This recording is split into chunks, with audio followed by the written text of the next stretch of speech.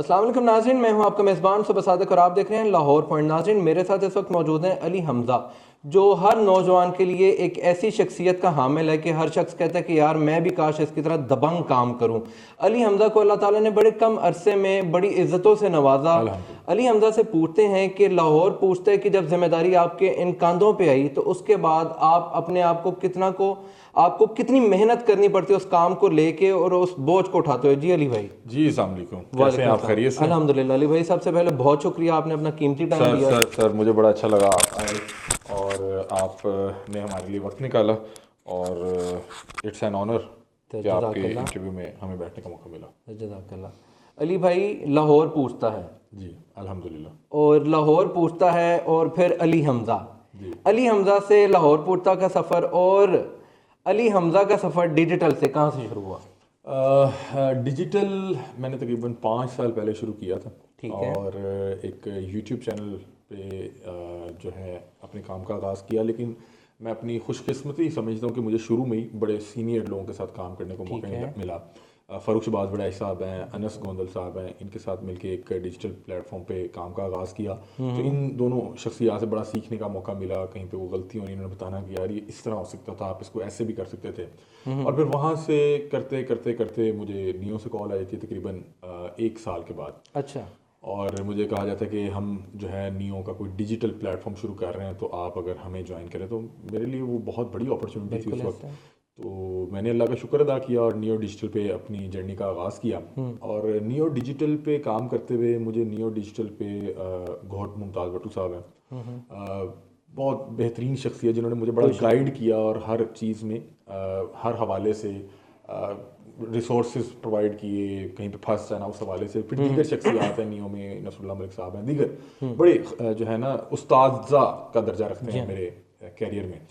तो डिजिटल करते हुए सिर्फ एक तो आपको बता रहा हूँ कि ये शख्सियात थी, दूसरी तरफ जो मेरी टीम्स थी जिसमें कैमरा मैन, एनली, पब्लिशर, ये बड़े सपोर्टिव थे, उन्होंने मेरे साथ बड़ी मेहनत की।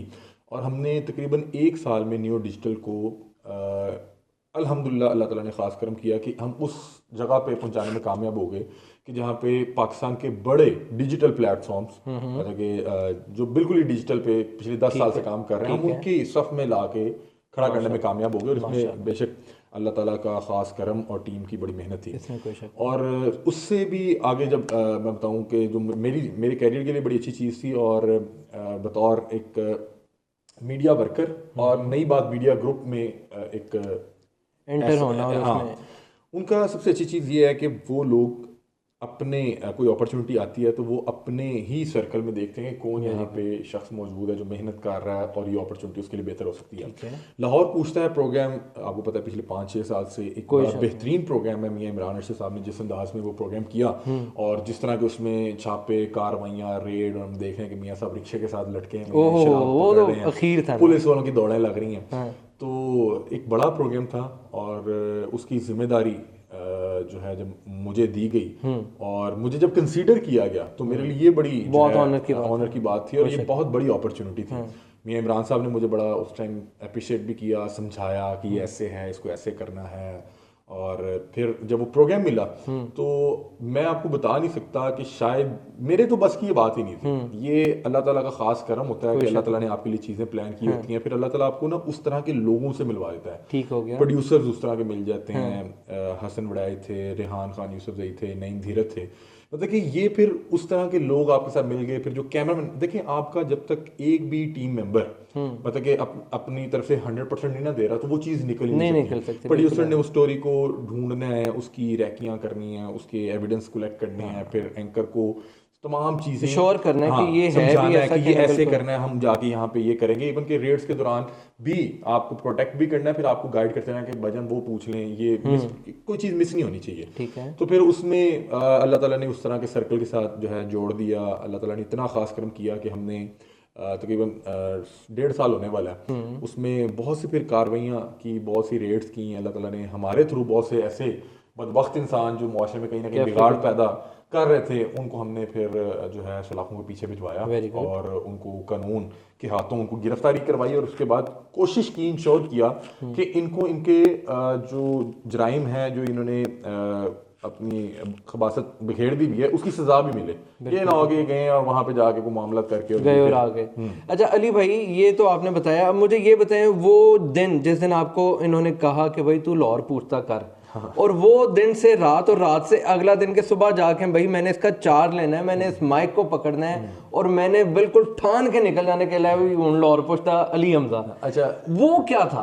वो ऐसा था कि ना हमारे वो फीलिंग्स थी। सॉरी मैं आपको बार बार काट रहा हूँ क्योंकि मुझे पूछने में इतना अच्छा लग रहा है तो आपको बताने में बिल्कुल ऑब्वियसली। ऐसे ही है। हुमायूं सलीम साहब हैं, हमारे तो उस्ताद का दर्जा रखते हैं, वो पीडी थे लाहौर रंग के, ठीक है, प्रोजेक्ट डायरेक्टर। अब तो माशाल्लाह एक और चैनल की तरफ वो मूव कर चुके हैं और वहाँ पे अपने हुनर का लोहा जो मनवा रहे हैं। हुमायूं सलीम साहब जो थे वो लाहौर रंग को हेड कर रहे थे, ठीक है, और मैं न्यू डिजिटल के लिए काम कर रहा था और मैं उस वक्त बाइक पे था, मेरे साथ मेरे कैमरामैन राना वकार मौजूद थे और हम जा रहे हैं एक स्टोरी करने। तो मुझे कॉल आती है, उनका नंबर मेरे पास सेव नहीं था उस वक्त। अच्छा पीडी का नंबर आपके मतलब कि मैं लाहौर रंग के लिए उस टाइम काम नहीं कर रहा था, ठीक है, आप तो डिजिटल में थे ना, बिल्कुल ऐसे। मेरी सलाम दुआ थी, आते जाते उनसे मुलाकात होनी, उन्होंने बड़ा शफकत फरमानी प्यार देना और बताना कि तुम बड़ा अच्छा कर रहे हो और ये चीज़ बड़ी अच्छी थी, ये इस तरह से जो तुमने की। तो उनकी कॉल आई तो मैं उनकी आवाज़ से पहचान गया। उन्होंने कहा हमजा की हाल है, मतलब कि जो उनका एक मखसूस स्टाइल अंदाज है। तो मैंने कहा सर अल्हम्दुलिल्लाह अल्लाह का शुक्र। उन्होंने बताया मैं हुमायूं सलीम बाग। मैं कहा जी सर मैं पहचान लिया आपको। तो उन्होंने कहा तैयार हो जा, तगड़ा हो जा, तगड़ा हो जा, तेन को बड़ी शर्त देने लगे हैं, तू तैयार हो जा।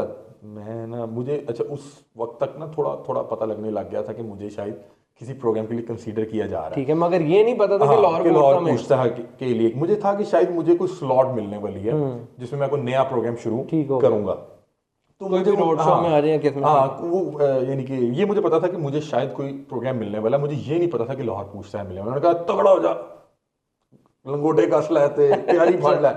अभी उन्होंने मुझे लाहौर पूछता का नाम नहीं बताया, उन्होंने कहा बस खिंच के रखना ही तो ये। उन्होंने मुझे वो एक मोटिवेट किया करने लगे, और जिस अंदाज में वो मुझे मोटिवेट कर रहे थे ना, तो मुझे वो आपको दरवाजा खुलता जा रहा है कि वहां ना कर दे। ही है। अच्छा, क्योंकि वो जो बार बार कह रहे हैं तगड़ा हो जा, खिंच के रखना, लंगोटे कस ला, तो मुझे ना पता था कि जो लाहौर रंग पे इसी तरह यही एक प्रोग्राम था जिसमें कार्रवाई रेड्स और इस तरह के सिलसिले हैं। तो फिर उसके बाद मियां इमरान साहब ने भी मुझे कहा कि तगड़ा हो जा। तो मुझे ना फिर चीज़ें क्लियर होती गई कि हुन जरा ना ये अल्लाह ताला ने खास करम किया और अब ये प्रोग्राम मिलने वाला है। और फिर यानी कि एक खुशी, और मैं ये खुशी डिस्कस करता था अपनी फैमिली के साथ, तो करता ही करता था, लेकिन मेरे जो टीम मेंबर्स थे, मतलब कि राना मुकाबला लगता है यार लाहौर पूछते हैं, उन्होंने मुझे कहा, राना ने कहा कि मैंने आपको आज से 1 साल पहले कहा था कि आपको प्रोग्राम मिलना है और आपको लाहौर पूछता ही मिलना है। क्या बात। मुझे मेरे कैमरामैन राना वकार कहा करते थे कि तुझे लाहौर पूछता मिलना है। मुझे ये उसकी मेरी आपस की थी ना, तो वो बड़ा एक था कि अली भाई मैं तो क्या सी ना तो लाहौर पूछता मिलना है। और मैंने फिर जिस दिन आगाज़ किया, अल्लाह ताला ने बड़ा ख़ास करम किया कि हमारे जो स्पेल था, 3 प्रोग्राम हफ्ते में चलते हैं, हमारा पहला स्पेल ही बड़ा अच्छा गया। अच्छा, अल्लाह ताला ने बड़ा ख़ास करम किया। उसको पहली स्टोरी कुछ याद है? हमने पहली स्टोरी की थी बिजली चोरी पे। अच्छा, गर्मियाँ थी, नहीं वो थाने की तो बाद में की, वो गर्मियाँ थी। अब मैं क्योंकि डिजिटल से आया था तो मुझे ट्रेंडिंग टॉपिक्स और ये पता था कि वो सारी बात है, डिजिटल से बढ़ के इनमें डिस्कस हो रहा है। तो बिजली चोरी, क्योंकि बिजली का एक इशू था, बिल बहुत ज़्यादा आ रहे थे, तो मैंने कहा यार अब जब हम दिखाएंगे ना कि यहाँ पे लोग बिजली का बिल दिए बगैर जो है ना बिजली इस्तेमाल कर रहे हैं, उनका बिल भी हमें देना पड़ रहा है, तो मुझे था कि यार इससे ना आवाम कनेक्ट होगी। और ये अवामी मसला है ना, मतलब कि जो लोग बिल दे रहे हैं वो उनका भी बिल दे रहे हैं जो है चोरी कर रहे हैं। बिल्कुल ऐसे। तो फिर हम एक इलाके में गए, यहाँ पे मुझे उस इलाके का नाम नहीं याद, वो इलाके में हमने देखा कि पूरा गांव बिजली चोरी कर रहा है। और वापडा के जो उन्होंने कहा कि ये इलाका हमारे उसमें ही नहीं है, हम यहाँ बिजली देते ही नहीं है। वापडा का ताल्लुक ही नहीं है, कहते हम यहाँ बिजली देते ही नहीं है। और उन्होंने बाकायदा तारें बिछाई हुई हैं और पूरा गांव, इवन कि वहाँ पे अल्लाह माफ़ करे कि मतलब कि जो दीनी दरसगाहें और ये मसाजिद थे, वहाँ पे भी जो है वो कनेक्शन इसी तरह से थे। तो फिर वो हमारा सबसे पहला प्रोग्राम था जिसमें हमने बहुत से लोगों के कनेक्शन जो हैं वो कटवाए, वो तारें उतरवाई, स्नोकर क्लब चल रहे हैं बिजली, और जो जिसने बिल कोई नहीं देना वो तो ऐसे इस्तेमाल कर रहा है कि जैसे उसके ताल्लुक ही कोई नहीं ना, फिर तो चाहे एसी चला के दरवाजे खोले, ऐसे ही मामला थे। तो वो प्रोग्राम पहला था। दूसरा हमने किया पटवारियों पे। पटवारी बड़ा एक अहम इशू था, और पटवारी क्योंकि इसलिए भी अहम था कि पटवारी का एक गलत साइन जो है ना, लोग 2 खानदानों घर से बेघर और घर वाले को 2 खानदानों की 100 साल की दुश्मनी का फैसला करती है वो, मतलब कि उसने कोई एक जगह जो है किसी दूसरे के साथ को मिल मिला के कुछ कर लिया तो वो खानदानों के खानदान आपस में एक दूसरे के सामने आ जाते हैं, क्योंकि ज़मीन एक ऐसी चीज़ है जिसपे हमने देखा कि जब एक बार कोई मसला या दुश्मनी शुरू होती है फिर वो नस्लें खा जाती है। और हमने देखा कि एक ऐसा पटवारी जिसकी अपनी तनख्वाह 45,000 या 50,000 है, उसने आगे 4 मुंशी रखे हुए हैं और एक एक मुंशी की तनख्वाह 60-60,000 है। मतलब कि जो वहां पे 4 मुंशी हैं उनकी तनख्वाह 2.5 लाख बनती है जो उस पटवारी ने देनी है, और उस पटवारी की अपनी तनख्वाह 60,000 है या 50,000 है। आप सोचिए कि वो क्या मामला हो रहे हैं।